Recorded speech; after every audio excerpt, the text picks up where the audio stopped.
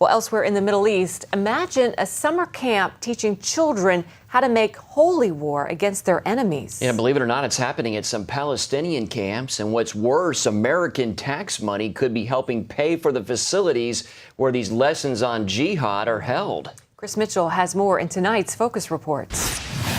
فلسطين عربية من المي للمية. This clip comes from a 20-minute documentary exposing summer camps that encourage Palestinian children to violently take back their homes from Israel. The film also points to a connection between these camps and the United Nations. While these camps were not sponsored by the United Nations Relief Works Agency, or UNRWA, they were held at UNRWA facilities. Some say that makes the organization just as guilty. لكن نيجي بنقعدهم انه انت ايش بلدك ايش بلدك ايش بلدك. احنا من حيفا. من يافا. بصير انتماء اكثر للطفل. يعني بصير الاطفال هنا يعني احنا ما بيخلي يعني حتى الان صار الولد عند الطفل او البنت انه صارت كثير متشوقه ترجع لبلدها الاصلي المعروف الممول الأونروا. Filmmaker David Badine also points out that this UN agency is funded by the U.S. taxpayers and international community. The director of UNRWA was in our office several years ago and explained that everything happening in the UNRWA facility goes on with the permission and authorization of UNRWA. واحنا على البحر قاعدين مبسوطين احنا والعيله وجايبين الناس على البحر، اجى الديب. ومن هذا الديب؟ اليهود. صح اليهود ديب؟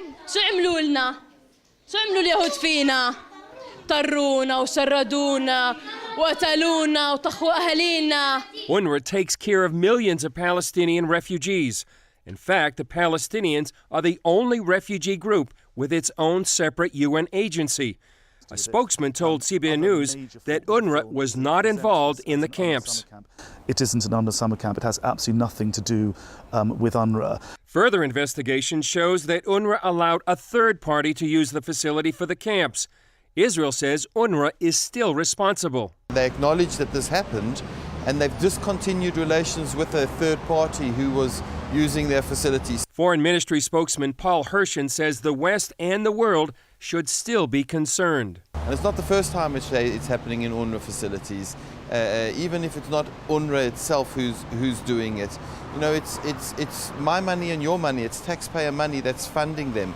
And you would think that perhaps they would be able to vet the organizations that they're allowing into their facilities. UNRWA does not get money from the United Nations. It gets money from 38 democracies. The leading ones are the United States and the European Union. At the end of the day, this kind of violent brainwashing is not helpful to anybody. Chris Mitchell, CBN News, Jerusalem. For the latest on what's going on in the Middle East, make sure you check out the CBN News program, Jerusalem Dateline. It's now a weekly show, and you can find it at our website, cbnnews.com.